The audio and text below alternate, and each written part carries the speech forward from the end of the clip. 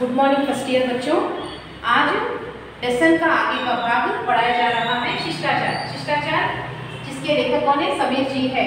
तो शिष्टाचार के अंदर पहला गुण कौन सा है? विनम्रता। विनम्रता के मतलब क्या है? यहाँ पर किस तरह से हमें रहना है, किस तरह से बातें करना है, बड़ों के साथ, छोटों के साथ, हम उम्र लोगों के साथ किस तरह से व्यवहार करना है, इसके बारे में बताया गया है। अब दूसरे के बारे में, दूसरे गुण के बारे में यहाँ पर क्या कहते हैं समीर जी, देखिए। फिर से विनम्रता का क्या है, थोड़ा सा परिचय देते हुए आगे बढ़ेंगे। विनम्रता और दीनता में अंतर होता है। विनम्रता होते हुए भी हम अपने स्वाभिमान की रक्षा कर सकते हैं। विनम्र व्यवहार का अर्थ चापलूसी नहीं। विनम्रता का अर्थ क्या है? चापलूसी नहीं। मतलब क्या है? दूसरों की हाँ में हाँ में हाँ में नहीं मिलाना। गलत है तो भी हाँ, सही है तो भी हाँ, ऐसा कभी नहीं करना चाहिए। विनम्रता का अर्थ क्या है? अपने स्वाभिमान को धक्का न देते हुए कार्य करना, कर्म परिश्रम करना, उसे विनम्रता कहा जाता है। यदि कभी यह महसूस हो कि जिसके प्रति हम विनीत है वह हमारा तिरस्कार कर रहा है अथवा हमें दीनहीन जानकर हमारे प्रति दया की भावना प्रकट कर रहा है। अगर कोई हमारे ऊपर ज्यादा ही मेहरबान हो रहा है, ज्यादा ही हम पर क्या है क्या उपकार कर रहा है, जब मतलब हमारी कमजोरी, हमारा मतलब क्या, हमारी दीनता को, हमारे गरीबता को देखकर वो ज्यादा ही हम पर मेहरबान हो रहा है, तो ऐसे भावों को कभी स्वीकार नहीं करना चाहिए। अपने स्वाभिमान को, अपने आत्मबल को कभी नहीं ठेस पहुंचे जैसा कार्य करना चाहिए। उस तरह से हमें विनम्रता के गुणों को देना चाहिए। तो उसकी कृपा प्राप्त करने की चेष्टा हमें नहीं करनी चाहिए।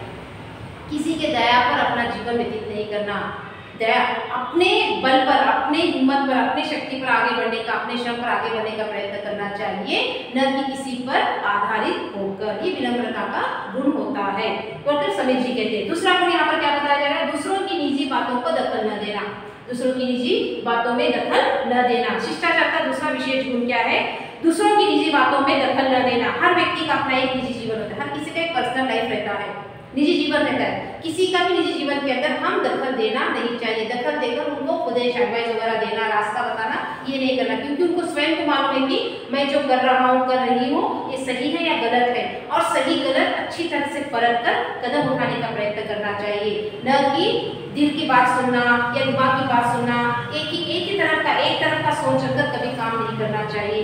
दिलो दिमाग को देखकर, विचार कर बड़ों का एडवाइस देकर अपने काम को करना चाहिए। यही होता है अपना दूसरे गुण की विशेषता। इसीलिए हमें अकारण किसी से उसका वेतन, उम्र, जाति की या धर्म के बारे में कभी नहीं पूछना चाहिए। तो क्या होता है? किसी भी व्यक्ति को उसकी जाति हो, धर्म हो, उम्र हो, इसके बारे में कभी नहीं पूछना चाहिए, दखल नहीं देना। ये बुरी बात है, बुरी आदतें है। इसीलिए हमें अकारण ही किसी के उसका वेतन हो या उम्र हो या जाति, धर्म आदि पूछने से बचना चाहिए। यदि कोई कुछ लिख रहा है तो झांक कर पढ़ना, ये भी गलत बात है, नहीं करना। ये अच्छी बात नहीं है, अच्छी सभ्यता नहीं है, ये अच्छा शिष्टा, हमारा कल्चर नहीं। हमारा कल्चर क्या है कि अच्छी तरह से व्यवहार करना, अच्छी तरह से बातें करना, मीठी बोली बोलकर बड़े छोटों हम उम्र के साथ अच्छा व्यवहार करना, यही हमारा शिष्टाचार है। ये शिष्टाचार गलत शिष्टाचार की तरफ व्यवहार नहीं करना चाहिए। किसी के घर या दफ्तर जाने पर उसकी वस्तुओं को बिना छुए उलट पुलट करना भी शिष्टाचार नहीं है। रहता है लोगों के, थोड़े बच्चों में आदत रहती है, लोग बच्चों में क्या है, बड़े छोटों में सभी में भी आदत रहती है, लेकिन ये आदत अच्छी नहीं है। किसी के भी घर गए बिना पूछे किसी उनके घर में वस्तुओं को छीना या उनकी वस्तुओं को पकड़ना या उलट पुलट करना या बिना कुछ परमिशन लिए, बिना कुछ अनुमति लिए टीवी चालू करना, मतलब उनके चीजों को हलचल करना, ये सही सभ्यता नहीं है, नहीं करना चाहिए। करना है तो जहाँ पर गए उनको पूछना और पूछकर ही वो काम करना, नहीं तो करने की आवश्यकता नहीं और हमारा अधिकार नहीं है। किसी का नाम लेने या लिखने से पहले श्री, श्रीमती, जी ये शब्दों का उपयोग किया जाता है। सर बोलकर ऐसा जैसे उपयोग करते हैं अंग्रेजी में, उसी तरह से हिंदी में क्या है, श्री, श्रीमान, श्रीमती, जी, इस तरह से नाम लेना चाहिए। नाम को कट कर कभी प्रकट नहीं करना चाहिए। कुछ लोग उनके स्थान पर पंडित, डॉक्टर, बाबूलाल, मियाँ, मिर्जा, ये जो है बड़े मतलब क्या है, सम्मान में मतलब रेस्पेक्टेड जो शब्द रहते हैं वो शब्द उनके नामों के लगाकर उनको बुलाना चाहिए, न कि एक ही नाम से कभी नहीं बुलाना चाहिए। एक वचन में कभी बात नहीं करना, बहुवचन में बात करना चाहिए, यही तहजीब है बोलकर कहते हैं। यदि कोई कुछ कष्ट या असुविधा उठाकर हमारे लिए कोई काम करता है तो उससे उसके प्रति अपनी कृतज्ञता प्रकट करनी चाहिए। कोई हमारे लिए काम करता है, कुछ मदद करता है तो उसके लिए क्या, कृतज्ञ, थैंक्स बोलकर, मतलब धन्यवाद, ऐसे शब्दों का उपयोग करना चाहिए। जो भी काम करता बदले में उसको क्या है, उसका उत्तर देना चाहिए, उसको यहाँ पर कहते हैं। और ये सही सभ्यता है। औरों के साथ भोजन करते समय हमें विशेष सावधानी बरतनी चाहिए। हमें खाने में आधारित नहीं दिखानी, खाने में क्या है, हम आपको क्या है, अधीरता नहीं दिखाना। गड़बड़ गड़बड़ भूख लगा तो भूख लग रहा होगा, परोसने से पहले जो भी परोसा जा रहा है अभी परोस से समझो, कुछ परोसते निकल रहे हैं, कहीं पर बैठे हम लोग पंगत पे बैठे या किसी क्यू में बैठे हम लोग सभी एक तरफ, एक हमारे प्लेट में चपाती नहीं गिरा, झट से हम उसको लेकर खा लिए, मतलब अधीरता नहीं बताना चाहिए। कहीं पर भी कहीं पर भोजन में बुलाए या फंक्शन में बुलाए, कहीं पर भी अधीरता नहीं बताना चाहिए। जैसे बहुत दिनों से भूखे हैं, बहुत सालों से भूखे, कभी खाना ही नहीं खाए, इस तरह का भाव कभी नहीं बताना, उस तरह का स्वभाव में अंदर नहीं आना चाहिए। अधीरता नहीं दिखानी चाहिए। चबाने में मुंह से आवाज करना अच्छी बात नहीं है। आजकल बच्चे आवाज कर कर कर खाते, उस तरह से खाना सही खाने का तरीका नहीं है। हम खाना खाते समय हमारा मुंह बंद कर ही खाना चाहिए। मुंह को बार बार खोल कर पच ऐसा आवाज आता है ना, उस तरह का आवाज कभी नहीं आना। मुंह खोल खोल कर खाना कभी नहीं खाना। मुंह के अंदर जब घुमाना जाता है तो उसको उसी के अंदर घुमा कर ही खाना है। मुंह को बार बार खोलना बंद कर खाने से आवाज आता है, ये सही सभ्यता नहीं। क्योंकि हमारे साथ बड़े बुजुर्ग सभी लोग बैठे हुए थे खाना खाने के लिए, तो उनके रहते समय हम लोगों को ढंग से खाना खाना और ढंग से खाना खाने से खाने का असर पूरे शरीर पर अच्छी तरह से मिलता है। अगर हम लोग जैसा चाहे अधूरा चबा कर खाने से क्या हो जाता है, शरीर में तो जाता है लेकिन परिणाम अलग अलग आना शुरू हो जाते हैं।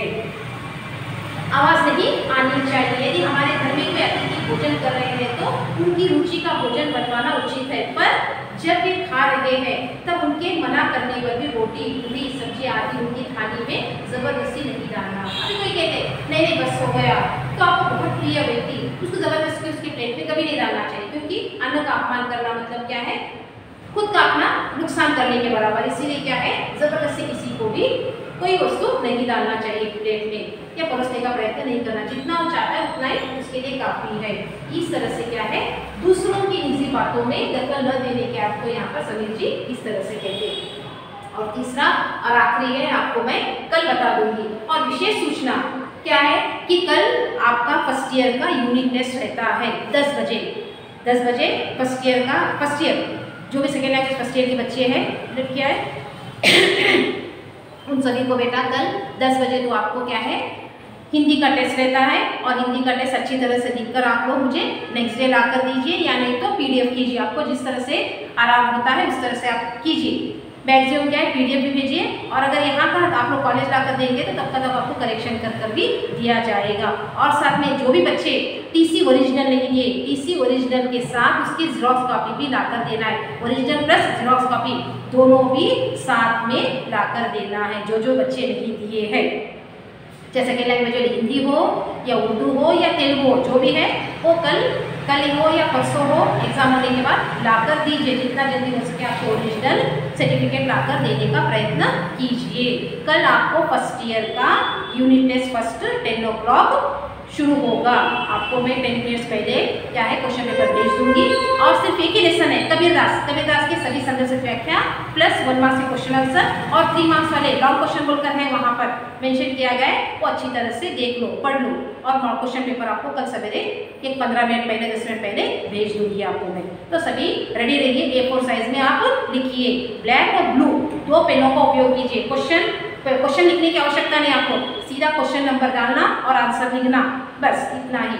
6 मार्क्स का रहता है, 3 मार्क्स का रहता है, 1 मार्क्स का क्वेश्चन आंसर रहता है, 25 मार्क्स का क्वेश्चन पेपर रहता है। ठीक है, कुछ भी अगर समझ में नहीं आया तो 6 बजे शाम के 6 बजे आप मुझे पूछ सकते हैं, 6 के बाद, क्योंकि तभी मैं फ्री रहती हूँ और तभी पूछ सकती हूँ। ठीक है, थैंक यू।